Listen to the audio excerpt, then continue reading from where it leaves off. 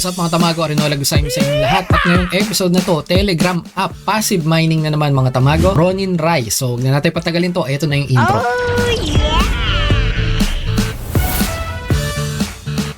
Ronin Rise mga tamago, kailangan lang i-connect nyo ulit yung inyong wallet. Sa akin po ay bagong Ton wallet na naman ang aking i-connect dito, and as you can see, wala pa tayong makiklaim kasi kailangan po rito ng XP. So sabi dito mga tamago, no, each XP is equals to plus XP earn. Ton per day, ibig sabihin kapag ka mas mataas ang XP mo, mas malaki ang mamimina mo dito na ton. Ton po ang ating miminahin. So chinek ko po agad itong kanilang shop, titignan natin kung magkano ba yung isang XP. Dito daw, meron dito nga, ano ba to? Kunai. Ibigyan kanya ng plus 0.02 ton per day. Yan po ay nagkakahalaga daw ng 1 ton. Plus 1 XP lang yan mga tamago. Meron ditong power up na level 1 na plus 1 level. Free lang po yan. Ito ang ating kukunin. So, kunin nyo ang mga palibre. Click natin yung free. Gusto ko yan. Buy power up. Oo. Yes. At ayun. Nag-level na tayo mga tamago. At ay, nagkaroon na tayo. Ito si Tanda mga tamago ang ating character dito. At ito, as you can see, meron na tayo nakukuha 0.060 ton per day po yan mga tamago. Meron din dito na featured task, join the community at magkakaroon ka nito 0.02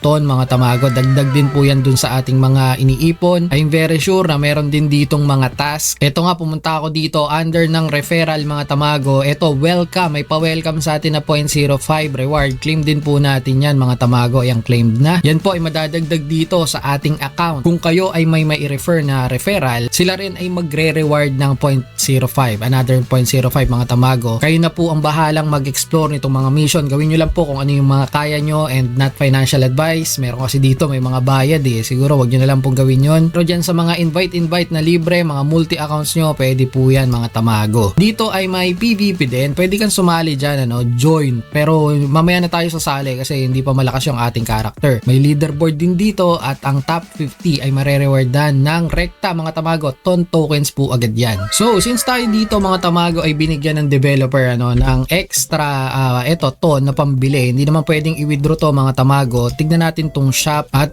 meron kasi dito tag na 90 mga tamago, 1.6 ton per day po ang pwedeng mamina daw dito. Tignan natin kung totoo yan. So gagawa rin ako ng withdrawal update regarding dito kay Ronin Rise. Sa ngayon bili na natin to. Click ko lang yan mga tamago. Huwag niyo po akong gayahin. Ito po ibigay sa akin, walang mawawala sa akin mga tamago. So click natin yung yes, and ayun, level 5 na tayo kagad. Ito as you can see, hindi na nagmimina mga tamago. Mukhang kailangan ko nang i-claim itong kanyang mga nakuhang ton mga tamago. 1.6, claim na po natin yan. After 24 hours pa ako ulit pwedeng mag-claim. So meron din dito katana box, headgear box, boots at saka chest. So ini-equip pala itong mga to. So bumili tayo rito ng katana. Sana makakuha tayo ng legendary mga tamago. Click yes natin. At ayun, rare lang ang ating nakuha. Pero pwede na rin to. Headgear, bili din tayo ng headgear, tayo makikipagdigmaan. Bigyan mo ng legendary, rare pa rin ang binigay. Chest box. So sana epic man lang at ay kayong common, ang pangit naman ang nakuha natin. Pero sige, ito may boots box naman tayo. Click natin. Bigyan mo ako ng legend. Ayun, common pa rin. Parang naubos yung ating swerte pagdating sa minting mga tamago. Pero as you can see, naka-equip naman na dito sa atin. Meron din ditong vitality. Pwedeng pindutin natin tong plastic na natin. At kung gusto nating i-upgrade, magbabayad tayo ng 0.25 ton. So hindi ko na po muna yan i-upgrade. Ngayon mga tamago, dito tayo pupunta sa PvP. Itatry ko po yan kasi para makasali daw dito, kailangan mo raw ng 5 ton. So may leaderboard nga dyan. Ayan, nakita natin kanina. Pindutin natin tong join.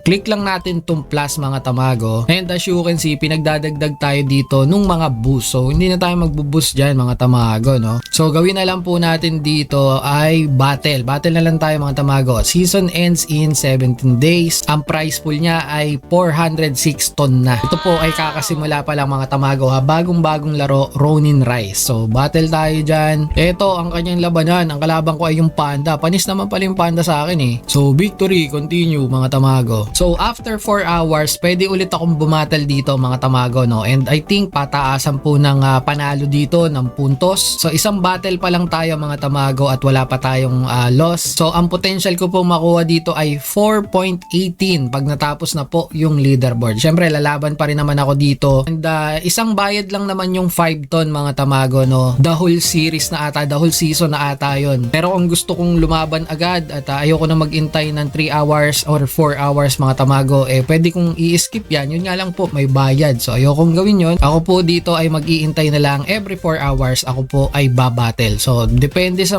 aking mga makakalaban. Ito yung mga naandito na. Siguro may mga gamit na malalakas yung iba. Baka yung iba naka-legendary. Swerte talaga ng mga naka-pool ng legend, ano, mga tamago. So basic na basic lang mga tamago, no. Passive mining siya. At the same time, meron pong PvP. Palagay ko ito yung magiging susi dito. Ito yung pinaka-selling point. Yung kanilang PvP arena gawa nung prize pool dito. Medyo malaki-laki kasi and enticing. Kung itong game na to ay tatangkilikin ng mga players, ng mga gamers, mga tamago, palagay ko magtutuloy-tuloy ang success nitong project na to dahil yung iba possible po na bumili dito sa shop, no. Iintayin nila talaga makakuha sila dito ng legendary equipment. May mga skins din dito. Hindi ko alam kung madadagdagan ba ang ating powers dito or lakas. Siguro yung iba ang i-aim dito tumaas yung kanilang ranking sa leaderboard. So dito po mga tamago, binibili ang mga items, mga skins. So not financial advice, pwede po yung mawala. Isipin nyo po na laro lang ito at hindi tayo makakapangako nakikita kayo dito sa game na to. Siguro yung iba, ito rin ang pinaka-tatargetin, magpataas na lang ng stats. Kung